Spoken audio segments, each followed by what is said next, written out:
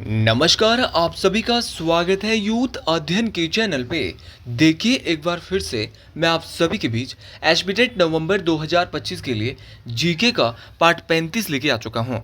Part 35 का जो पहला क्वेश्चन है कि यूनेस्को द्वारा कालका शिमला रेलवे लाइन को कब विश्व धरोहर में शामिल किया गया था। तो अगर बात करें यूनेस्को की, तो यूनेस्को में जो कालका शिमला रेलवे लाइन है, जो कि हिमाचल की सबसे पुरानी रेलवे लाइन है, इसको कब शामिल किया गया? तो इसको 3 जुलाई 2008 को शामिल किया गया। ऑप्शन नंबर सी यहाँ से बिल्कुल सही हो जाएगा। देखिए क्वेश्चन परीक्षाओं में बहुत बार पूछा जाता है। फिर क्वेश्चन पूछने वाला क्वेश्चन आपसे ये भी पूछता है कि जो आपकी कालका शिमला रेलवे लाइन है, इसका उद्घाटन कब हुआ था। इसका उद्घाटन जो है वो 1903 में होता है। अच्छा, ये क्वेश्चन भी आपको क्लियर हो जाएगा। फिर क्वेश्चन पूछने वाला क्वेश्चन आपसे ये भी पूछ सकता है कि जो ये कालका शिमला रेलवे लाइन है, ये इसकी लंबाई कितनी है। तो कालका शिमला रेलवे लाइन की लंबाई 9654 किलोमीटर, याद रखना है कितनी है, 9654 किलोमीटर है। ये बात भी आपको डिटेल से याद रखनी है। अच्छा, क्वेश्चन पूछने वाला क्वेश्चन आपसे ये भी पूछता है कि जो कालका शिमला रेलवे लाइन है, इसमें कुल कितनी सुरंगें हैं।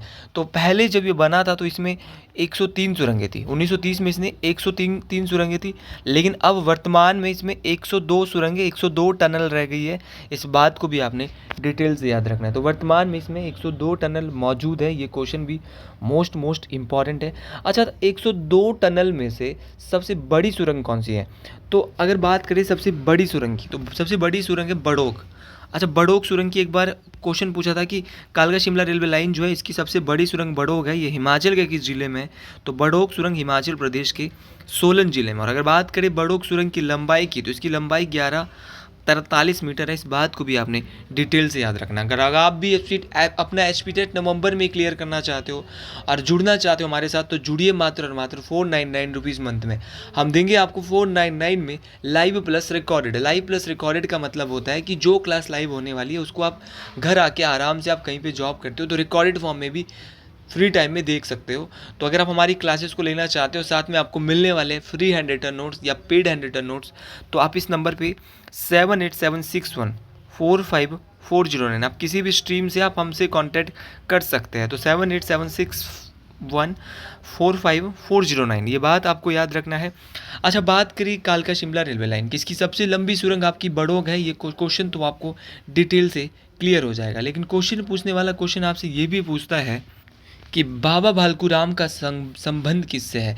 तो जब बड़ोग ये सुरंग बन रही थी, तो बड़ोग सुरंग के समय एक अंग्रेज इंजीनियर होते थे, कैप्टन बड़ोग। तो उनको सुरंग का एक दूसरा हिस्सा नहीं मिल रहा था, तो उससे वो बहुत ज़्यादा परेशान थे और उन्होंने क्या है, खुद को गोली मार दी। तब जाके जो है वो चायल के बाबा भालकूराम, ये क्वेश्चन सीधा पूछा जाता, बाबा भालकूराम का संबंध कहाँ से है। तो बाबा भालकूराम का संबंध चायल से, और इन्होंने जो है रास्ता दिखाया था कालका शिमला रेलवे लाइन के लिए। इस बात को आपने याद रखना है।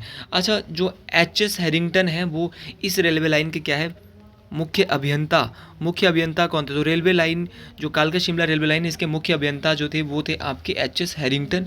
इनका नाम भी आपको डिटेल से याद रखना है। अगले क्वेश्चन की ओर बढ़ते हैं। अगला क्वेश्चन बोल रहा है कि 2011 की जनगणना के अनुसार हिमाचल प्रदेश का जनसंख्या घनत्व कितना है। अगर 2011 की पॉपुलेशन डेंसिटी को देखा जाए, तो 2011 की जो पॉपुलेशन डेंसिटी के अनुसार हिमाचल प्रदेश का जो जनसंख्या घनत्व है वो कितना बोल रहा था। तो ये है 123 प्रति वर्ग किलोमीटर। हिमाचल प्रदेश में 1 किलोमीटर के पीछे 123 लोग रहते हैं। ये बात बोल रहा है 2011 का जनसंख्या घनत्व। अच्छा, ये बात आप बिल्कुल समझ गए। अच्छा, ये बात भी आप बिल्कुल समझ गए। कल के लिए क्वेश्चन पूछेगा कि हिमाचल का वो कौन सा जिला है जिसका जनसंख्या घनत्व सबसे अधिक है। तो अगर बात करें जनसंख्या घनत्व की, तो हमीरपुर भारत का ऐसा जिला है जिसकी पॉपुलेशन डेंसिटी सबसे ज़्यादा है। कितनी है हमीरपुर की? तो बोलेंगे 406। तो हम हमीरपुर की जनसंख्या घनत्व 406 है। फिर बोलेगा कि सबसे कम जनसंख्या घनत्व किसका है। तो अगर सबसे कम की बात करें तो लाहौल स्पीति का जनसंख्या घनत्व, पॉपुलेशन डेंसिटी सबसे कम है। जनसंख्या घनत्व का मतलब जो होता है दोस्तों, पॉपुलेशन डेंसिटी का जो मतलब होता है कि 1 किलोमीटर के पीछे उस जगह में कितने लोग रहते हैं। जैसे हिमाचल का कितना है, 123। तो हिमाचल में 1 किलोमीटर के पीछे 123 लोग रहते हैं। और ये सारी जो है 2011 की जनगणना के अनुसार मैं बात कर रहा हूँ। अच्छा, क्वेश्चन पूछने वाला क्वेश्चन आपसे पूछ सकता है कि 2001 में हिमाचल प्रदेश का जनसंख्या घनत्व कितना था। तो आप 2011 पढ़ के मैक्सिमम लोग जाते हैं, लेकिन अगर 2001 पूछ लिया तो गलती आपसे हो सकती है। तो 2001 में हिमाचल प्रदेश का जनसंख्या घनत्व 109 प्रति व्यक्ति वर्ग किलोमीटर था। इस बात को आपने डिटेल से याद रखना है। अच्छा, ये बात आप बिल्कुल समझ गए।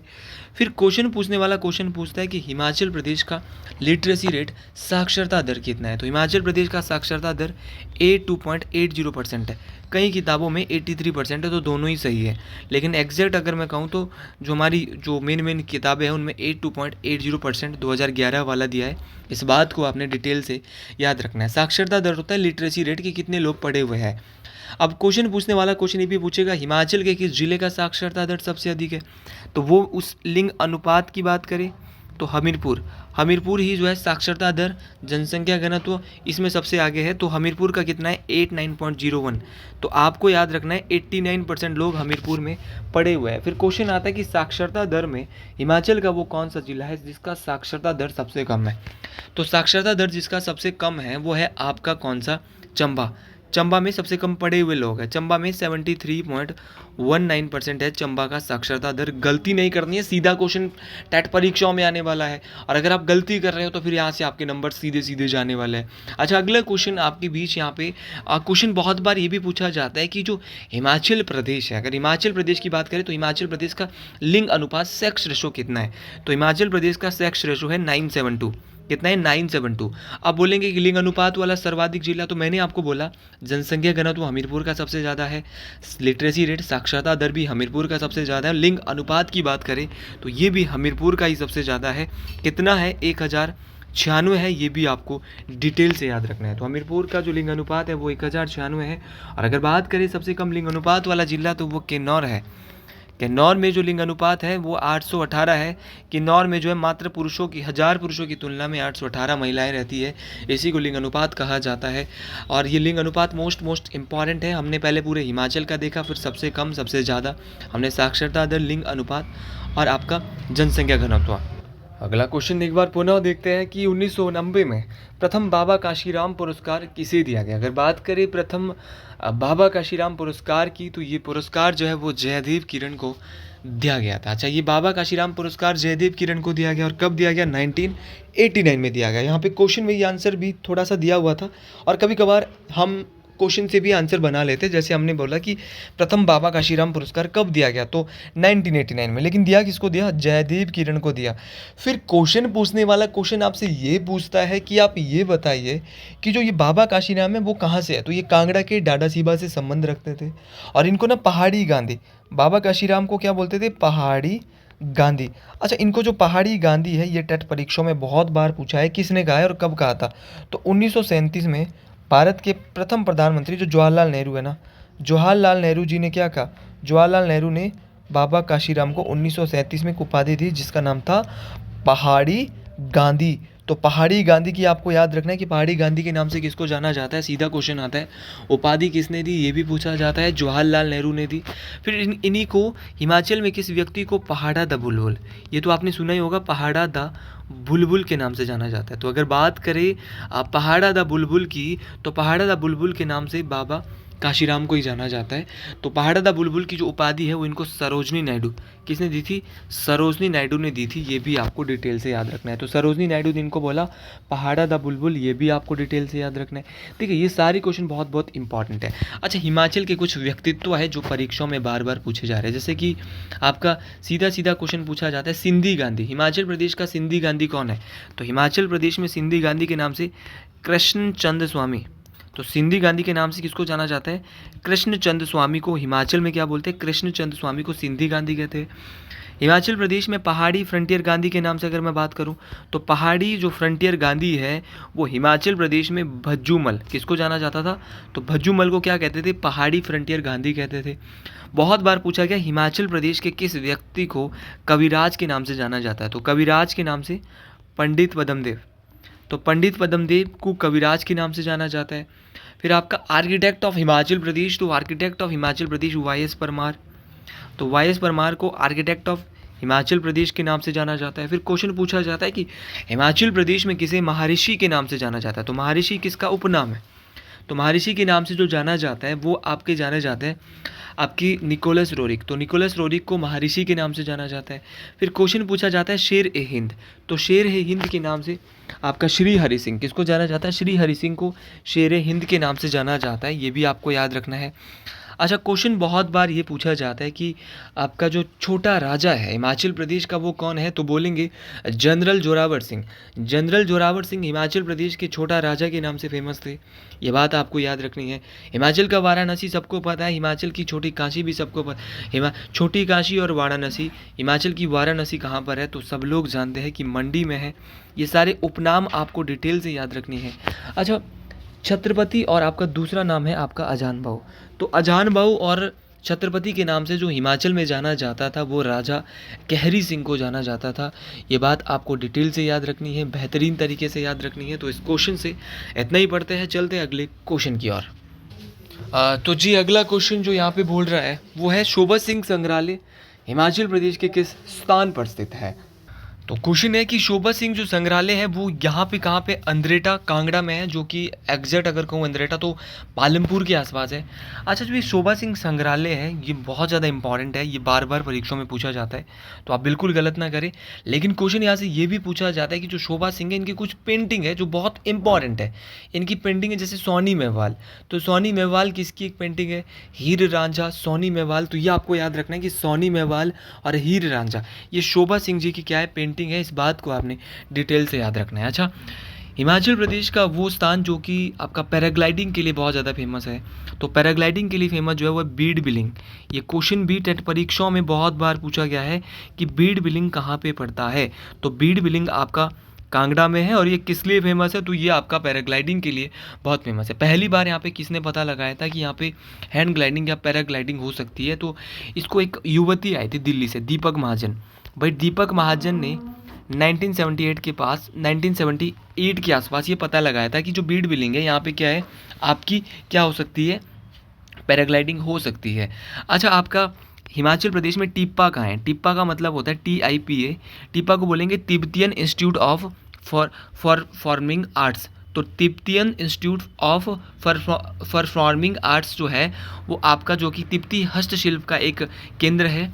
तो याद रखना, तिब्बतियन इंस्टीट्यूट ऑफ परफॉर्मिंग है, सॉरी परफॉर्मिंग है, परफॉर्मिंग नहीं है, परफॉर्मिंग में पढ़ रहा था।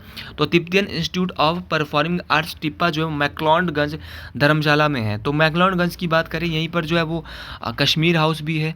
अच्छा, क्वेश्चन पूछने वाला क्वेश्चन ये भी पूछता है कि जो आपका चिन्मय तपोवन है वो कहाँ पर है? तो याद रखना भाई, चिन्मय तपोवन आपका हिमाचल प्रदेश में है और ये भी आपको ज़रूर याद रखना है। अच्छा, क्वेश्चन आपका ये भी पूछ सकता है, तो चिन्मय तपोवन आपका ये कांगड़ा में है, ये आपको डिटेल से याद रखना है। अच्छा, क्वेश्चन आपका ये भी पूछा जाता है कि जो आपका कि जातक फोर्ट हिमाचल प्रदेश के कहाँ पर स्थित है? अगर बात करें जैतक किले की तो ये हिमाचल प्रदेश के सिरमौर जिले में स्थित है। इस बात को आपने याद रखना है। और इस जैतक फोर्ट को गोरखाओं के द्वारा बनाया गया था। कल्पी मेमोरियल कहाँ पे है? तो कल्पी मेमोरियल आपकी सिरमौर में है। कल्पी मेमोरियल भी सिरमौर की पौंटा साहिब में। अगर एग्जैक्ट आपसे पूछा जाएगा तो गलती आपको नहीं करनी है। अच्छा, क्वेश्चन पूछने वाला क्वेश्चन पूछता है कि सिरमौर के नाहन को अपनी राजधानी किसने बनाया था? तो सिरमौर के नाहन को 1621 में करम प्रकाश सिरमौर के ऐसे राजा होते थे जिन्होंने सिरमौर को नाहन की जो है वो क्या बनाया, नाहन को सिरमौर की राजधानी बनाया। ऐसे मैं बता रहा हूँ, ये भी आपको डिटेल से बात याद रखनी है। और हिमाचल की सबसे पुरानी जो सीमेंट फैक्ट्री है वो है CCI cement corporation of India. तो ये आपको याद रखना है, CCI जो है वो क्या है, सबसे पुरानी फैक्ट्री थी आपकी सीमेंट ही। ये भी आपको ज़रूर याद रखनी है, मोस्ट इम्पॉर्टेंट है, जो कि सिरमौर के राजवन में स्थित है। तो हिमाचल की सबसे पुरानी है, तो ये बात आपने याद रखना है, सीमेंट फैक्ट्री। अगला क्वेश्चन यहाँ पे बोल रहा है कि सरकुंड झील हिमाचल प्रदेश के किस जिले में स्थित है? सर हमने तो सुना भी नहीं आज तक, पहली बार सुन रहे हैं। बेहतरीन क्वेश्चन है। अगर बात करें सरकुंड झील की तो सरकुंड झील हिमाचल प्रदेश के कुल्लू जिले में स्थित है। और अगर बात करें सरकुंड झील की तो इसी झील को दशहर झील के नाम से भी जाना जाता था। कभी कभार सीधा क्वेश्चन आता है कि अकबर की बेटी का अधरंग कहाँ पे ठीक हुआ था? तो अकबर की जो बेटी है उसका अधरंग भी जो है वो यहीं पर ठीक हुआ था। ये बात आपको डिटेल से याद रखनी है। अच्छा, कुल्लू में कौन कौन से झील है? अगर कुल्लू की बात करें तो कुल्लू में सरयोलसर झील है, कुल्लू में मन्नतलाई झील है। मंतलाई झील वो झील है जहाँ से पार्वती नदी का उद्गम होता है। कुल्लू में आपकी श्रिंगटिंगू झील है। कौन सी है? श्रिंगटिंगू। तो कुल्लू में श्रिंगटिंगू झील है, कुल्लू में मंतलाई झील है, कुल्लू में सरयोलसर झील है, कुल्लू में भृगु झील है। तो भृगु झील, सरयोलसर झील, मंतलाई झील, श्रिंगटिंगू झील, ये आपको सारी याद रखनी है, डिटेल से याद रखनी है। ये सारी की सारी बहुत इंपॉर्टेंट है। अच्छा, कुल्लू के अलावा सर शिमला बता दीजिए। शिमला में आपकी सबसे बड़ी हिमाचल की गंदे पानी की झील कराली झील है। शिमला में ही आपकी तानू जुबड़ झील है। शिमला में ही आपकी चंद्रनाहन झील है। तो ये सारी की सारी शिमला की लेक्स भी आपको याद रखनी है बेहतरीन तरीके से और डिटेल से याद रखनी है। ये यहाँ से भी क्वेश्चन पूछे जाता है।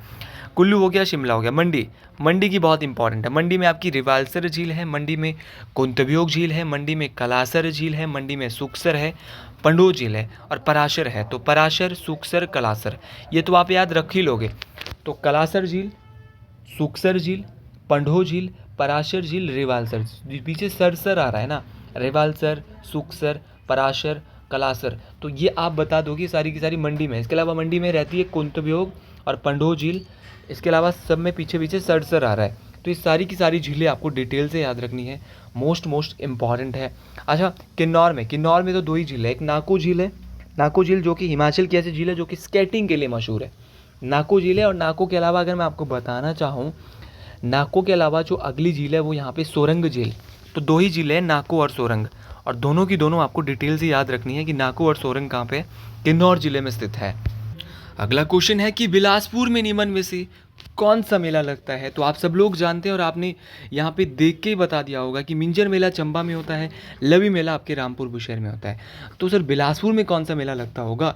तो बिलासपुर में लगता है नलवाड़ी मेला। बहुत दफ़ा अगर आप मेरी वीडियोज़ को लगातार देख रहे होंगे तो बहुत दफ़ा हम यहाँ से डिस्कशन करते रहते हैं, बेहतरीन तरीके से डिस्कशन करते रहते हैं। तो बिलासपुर में जो मेला लगता है वो नलवाड़ी मेला लगता है। नलवाड़ी मेले को 1889 में शुरू किया गया था और 1889 में इस मेले को जो शुरू किया गया था वो डब्ल्यू गोल्डस्टीन के द्वारा शुरू किया गया था। इस बात को आपने डिटेल से याद रखना है। कल के लिए क्वेश्चन ये भी पूछ सकता है ये किस माह में लगता है। तो नलवाड़ी मेला आपका मार्च माह में लगता है। ये राज्य स्तरीय मेला है। इस बात को आपने डिटेल से याद रखना है। मिंजर मेला ये चंबा में मनाया जाता है। ये आपको डिटेल से ऑलरेडी क्लियर हो गया होगा। मिंजर मेले की जो शुरुआत है वो चंबा के राजा साहिल बर्मन के द्वारा की गई। और ये कब से कब तक मनाया जाता है। तो ये सावन महीने के दूसरे रविवार से आपके सावन महीने के अगले रविवार तक मनाया जाता है। तो सावन महीने के दूसरे रविवार से यानी 1 सप्ताह तक इसको मनाया जाता है। अच्छा, कभी कभार पूछा है कि मिंजर का अर्थ क्या होता है। टेट में सीधा क्वेश्चन है कि मिंजर का अर्थ क्या है। तो मिंजर शब्द का अर्थ है मक्की का फूल। क्या है, मक्की का फूल। ऐसे कभी नॉर्मल क्वेश्चन आपको आते हैं कि मिंजर शब्द का अर्थ क्या होता है। तो मिंजर शब्द का अर्थ होता है मक्की का फूल। ये भी आपको डिटेल से याद रखना है, बेहतर तरीके से याद रखना है, ठीक है। और शुरू किया था चंबा के राजा साहिल बर्मन, वही साहिल बर्मन जिन्होंने चंबा शहर की भी स्थापना की थी 920 ईस्वी में। ये भी आपको याद रखना है कि चंबा शहर की स्थापना किसने की, राजा साहिल बर्मन ने की। अच्छा, लवी मेला, भाई लवी मेले की बात करें तो लवी मेला रामपुर बुशहर में अक्टूबर और नवंबर में मनाया जाता है। ये भी आपको पता चल गया कब मनाया जाता है, अक्टूबर नवंबर में मनाया जाता है। अच्छा, ये लवी नाम जो है वो किस शब्द से आया है, लवी। तो लवी नाम आया लोई शब्द से, जिसका अर्थ होता है ऊनी कपड़ा। क्या होता है, ऊनी कपड़ा। और लवी का दूसरा अर्थ होता है भेड़ पालन। तो ये आपको याद रखना है कि नवंबर महीने में लगता है। और अगर मैं कहूँ तो पुराने समय में ये साल में 2 बार लगता था, लेकिन अभी 1 ही बार लगता है लवी मेला। और ये लगभग 300 साल पुराना मेला है। और अब इस मेले को भी अंतर्राष्ट्रीय मेला घोषित कर दिया है। तो देखिए, बहुत सारे मेले हिमाचल प्रदेश में हैं। आपका भैंसों का मेला जो है वो कहाँ लगता है, शिमला के मसोबरा में लगता है।